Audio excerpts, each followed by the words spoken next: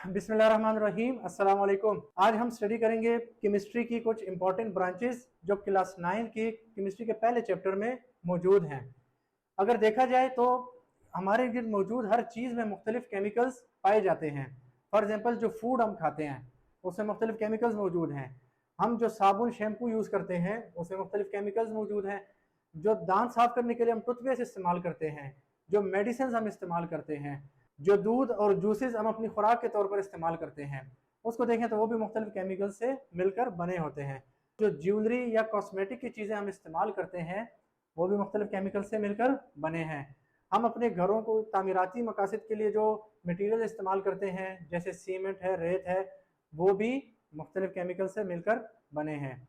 इसके अलावा जो हम फायर वर्क करते हैं सेलिब्रेशन के तौर पर, वो भी केमिकल से मिलकर बना है।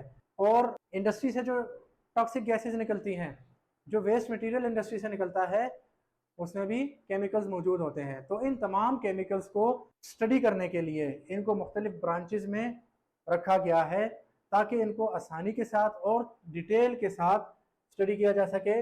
इनके स्ट्रक्चर, इनके कंपोजिशन, इनका बिहेवियर, इनकी फिजिकल और केमिकल प्रॉपर्टीज़ को स्टडी किया जा सके। तो हम इस वीडियो में डिटेल से केमिस्ट्री की क्लास 9 की मुख्तलिफ इंपॉर्टेंट ब्रांचेस को स्टडी करेंगे। तो ब्रांचेस ऑफ केमिस्ट्री में हम सबसे पहले बात करेंगे फिज़िकल केमिस्ट्री की। फिज़िकल केमिस्ट्री में हम किसी भी मैटर या कंपाउंड के कंपोजिशन और फिज़िकल प्रॉपर्टीज़ के रिलेशनशिप को देखते हैं।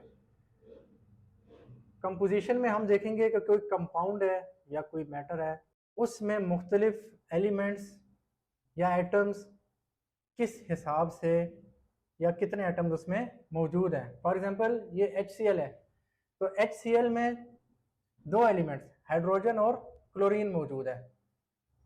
इसमें हाइड्रोजन की मिकदार 1 है और क्लोरीन की मिकदार 1 है। 1:1 के हिसाब से ये पाए जाते हैं।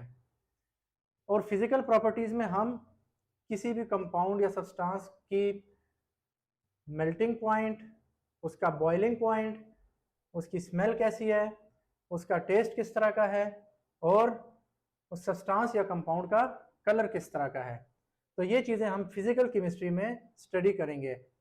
इसके अलावा इसका स्ट्रक्चर, यानी कि किसी भी एटम का स्ट्रक्चर जो है उसको भी स्टडी किया जाएगा कि उसके अंदर, फॉर एग्जांपल ये एक एटम है, सेंटर में उसका न्यूक्लियस है, तो इसमें हम देखेंगे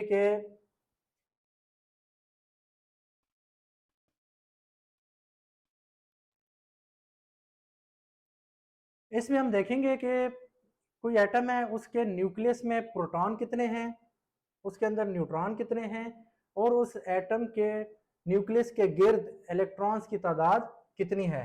और दूसरा हम देखेंगे कि ये भी हमने देखना है कि प्रोटॉन पे आप याद रखें पॉजिटिव चार्ज होता है, न्यूट्रॉन पे कोई चार्ज नहीं होता और इलेक्ट्रॉन पे नेगेटिव चार्ज होता है। तो ये हम फिजिकल केमिस्ट्री में स्टडी करेंगे। उसके बाद नंबर 2 है ऑर्गेनिक केमिस्ट्री। ऑर्गेनिक केमिस्ट्री क्या है जी? The study of organic compounds and their derivatives. Organic compounds, hydrocarbons भी इनको कहते हैं। हाइड्रोकार्बन से मुराद है कि ये ऐसे कंपाउंड्स हैं जिसमें कार्बन और हाइड्रोजन ये दोनों लाजमी मौजूद होंगे। कार्बन और हाइड्रोजन इसमें लाजमी जुज़्व है ऑर्गेनिक कंपाउंड्स में। डेरिवेटिव से क्या मुराद है? डेरिवेटिव से मुराद है कि फर्ज करें ये मीथेन है, नेचुरल गैस जो हम घरों में खाना पकाने के लिए या हीट पर्पस के लिए इस्तेमाल करते हैं। इसमें से अगर एक हाइड्रोजन में निकाल दूं तो ये बन जाएगा मिथाइल, और उसमें से मैं कोई कहीं से क्लोरीन ला के इसको ऐड करवा दूं तो ये बन जाएगा मिथाइल क्लोराइड। तो ये कुछ इस तरह होंगे, याद रखें।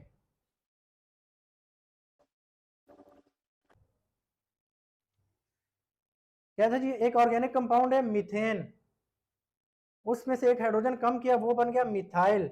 अब वो जो एक बॉन्ड इसका जो है वो अनपेयर है, उसको मैंने एक क्लोरीन के साथ फिल कर दिया तो ये बन गया मिथाइल क्लोराइड। तो ये मिथाइल क्लोराइड जो है ये असल में इसका डेरिवेटिव बन गया है।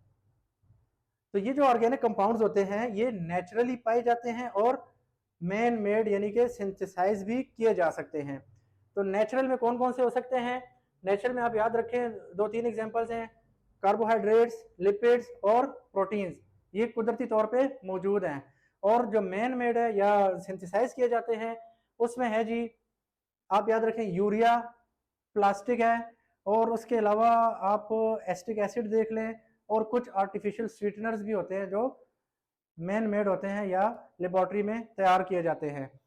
इसके स्कोप की अगर बात करें तो पेट्रोकेमिकल इंडस्ट्रीज, पेट्रोलियम इंडस्ट्री और फार्मास्यूटिकल इंडस्ट्रीज ऑर्गेनिक केमिस्ट्री के थ्रू ही चल रही है। नेक्स्ट अगर हम बात करें इनऑर्गेनिक केमिस्ट्री की, इनऑर्गेनिक केमिस्ट्री क्या है जी?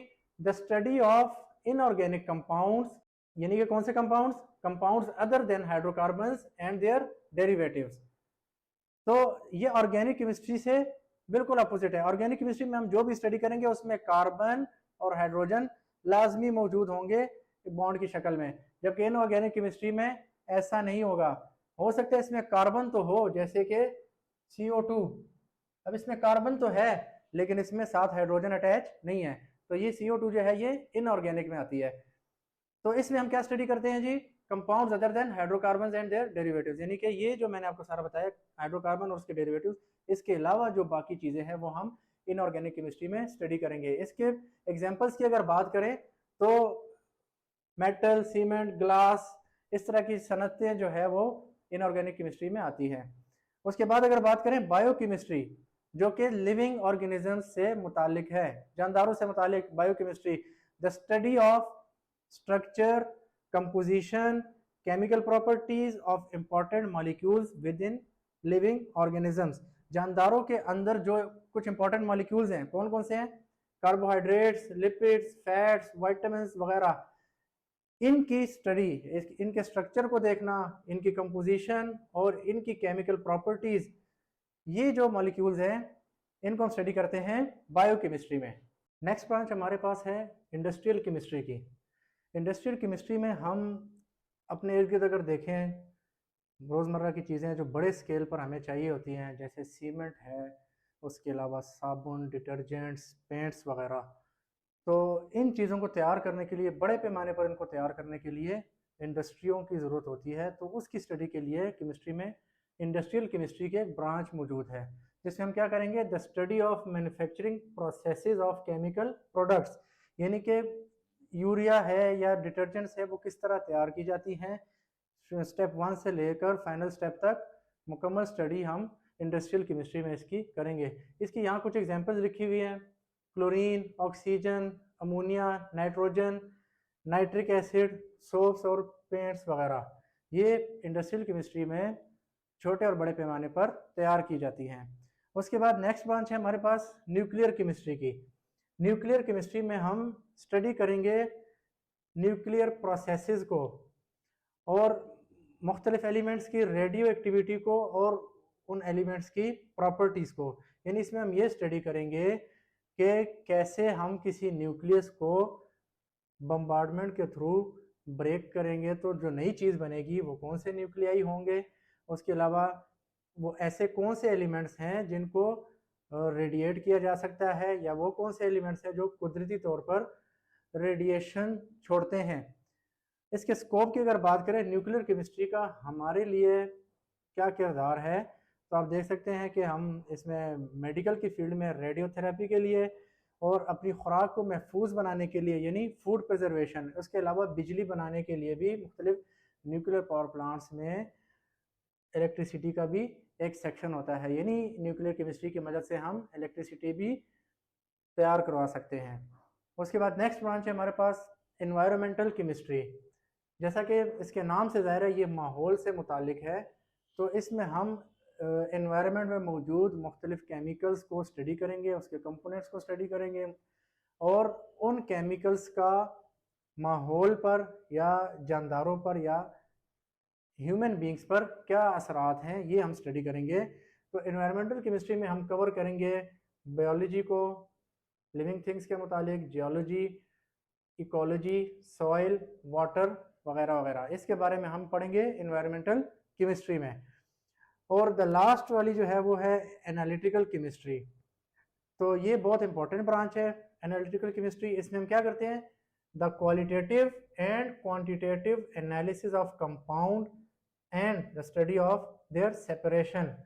तो इसमें आप देख रहे हैं कि एनालिसिस होता है, एनालिसिस का मतलब होता है डिटेल स्टडी, तफसील से किसी चीज़ के बारे में, किसी मैटर के बारे में या कंपाउंड के बारे में स्टडी, वो एनालिसिस कहलाती है। तो दो किस्म का एनालिसिस होता है, एक होता है क्वालिटेटिव और दूसरा क्या होता है, क्वांटिटेटिव।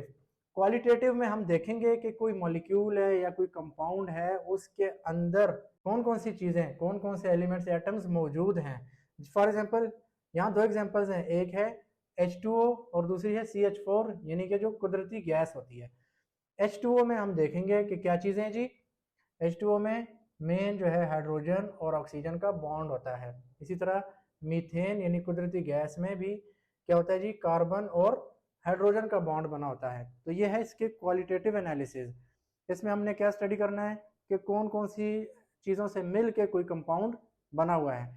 उसके बाद क्वांटिटेटिव एनालिसिस में हम स्टडी करेंगे, यही H2O वाली एग्जांपल ले लेते हैं, कि इसमें किस रेशियो से दो एलिमेंट्स मौजूद हैं।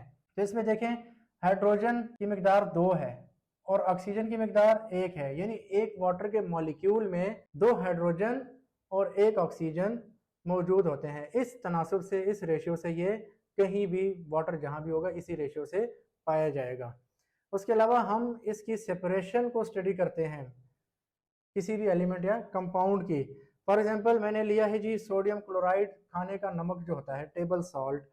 अगर हम इसको आयोनाइज कर लें, इसको ब्रेक कर लें, इसके बॉन्ड को तोड़ दें, तो ये हो जाएगा अलग, सोडियम अलग हो जाएगा और क्लोराइड आयन अलग हो जाएगा।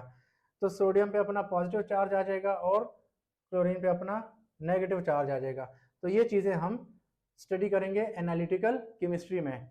इस वीडियो से मुतालिक अगर आपके जहन में कोई भी कंफ्यूजन हो, कोई क्वेश्चन हो, तो आप नीचे कमेंट बॉक्स में ज़रूर मेंशन करें। और वीडियो अगर आपको पसंद आई है तो इसको लाइक करें, चैनल को सब्सक्राइब करें और अपने दोस्तों के साथ शेयर करें।